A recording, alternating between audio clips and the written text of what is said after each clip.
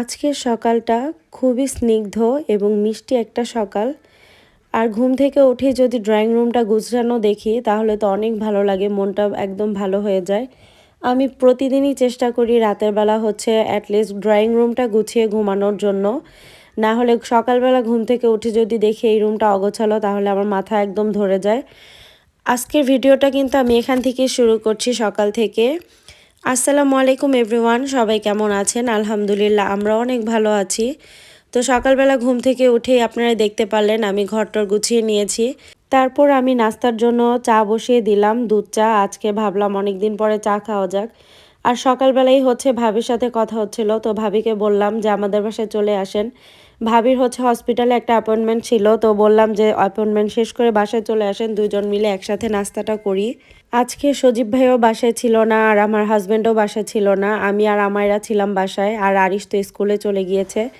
এর জন্য ভাবিকে বললাম চলে আসেন, দুজন আড্ডা মারি আর সময়টা কাটাই। তো ভাবি কিন্তু চলে আসছে, আর ভাবি কিন্তু আমার মতো না, ভাবি চা লাভার। এর জন্য আমি ভাবির জন্য চাটাই বসিয়ে দিয়েছি। নর্মালি আমি তো সবসময় কফিটাই বেশি খাওয়া হয় আমার। তো এর সাথে আমি ক্রোসান গরম করে নিচ্ছিলাম। আমি সবসময় এয়ার ফ্রায়ারে আর না হয়তো চুলার মধ্যে গরম করি, মানে কড়াইতে, তাহলে ক্রিস্পি হয় অনেক।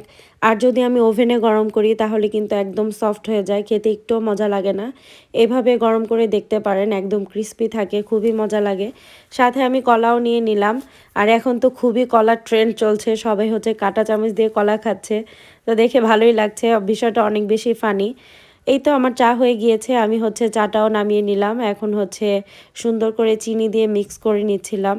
আর ভাবির সাথে তো অনেক গল্প করছিলাম, যেহেতু বাসায় কেউই ছিল না, একদম গার্লস পার্টি।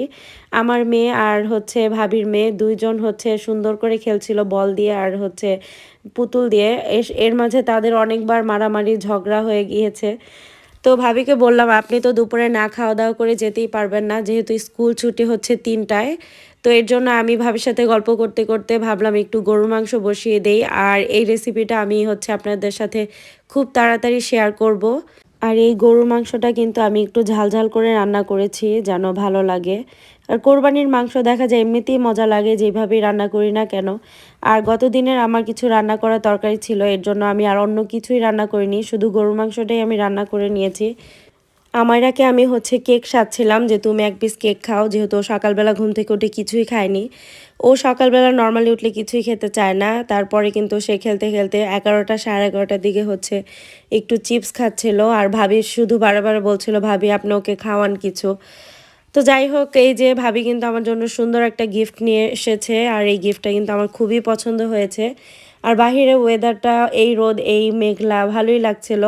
আর এই যে দুই বান্ধবীকে আমি আইসক্রিম দিয়েছি, আমারা অনেক বেশি আইসক্রিম পছন্দ করে। তো ওকে আমি আইসক্রিম দিলাম যে তোমরা দুজনেই আইসক্রিম খাও। আর মাঝে মাঝে তাদের খুবই মারামারি লাগছিল, এর জন্য যে কোনো কিছু দিয়ে থামানোর চেষ্টা করছিলাম। এইদিকে আমার মাংসটা হয়ে আসছে, কষানোর পরে আমি আর ভাবি টেস্ট করে দেখছিলাম, আর ভাবি বলছিল খুবই মজা হয়েছে। এইদিকে আমারা তার খেলার সেই ছোট্ট কাপ নিয়ে আসছে, সে এই কাপেই পানি খাবে, ওয়াটার বোতলে পানি খাবে না। আমায়রা দিন দিন অনেক বেশি দুষ্টামি করে আর অনেক বেশি পাকনামি করে ও। আমার কাছে ভালোই লাগে, এর জন্য মেমোরি করে রেখে দিচ্ছি যে বড় হলে যেন আমারাকে দেখাতে পারি।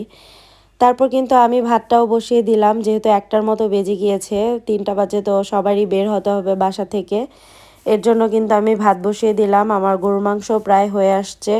পরে দুই বান্ধবী এই যে তারা দুজনেই মারামারি শুরু করে দিয়েছিল, পরে ভাবিও ওর হাতে মোবাইল দিয়েছে, আমিও আমারাকে মোবাইল দিয়ে দিলাম। আর আজকের ভয়েসটা হয়তো বা একটু ন্যাকা ন্যাকা মনে হচ্ছে, কারণ আমার একটু ঠান্ডা লেগে গিয়েছে। আমরা কিন্তু দুইজনই খাবার খেয়ে নিচ্ছিলাম, যেহেতু বাচ্চাদেরকে স্কুল থেকে আনতে হবে। একটু তাড়াতাড়ি লাঞ্চটা করে ফেলেছি। আর খুবই মজা হয়েছিল গরুর মাংসটা। তারপর কিন্তু আমরা স্কুলে আনতে যাচ্ছিলাম, ভাবিও বিদায় দিয়ে নিল।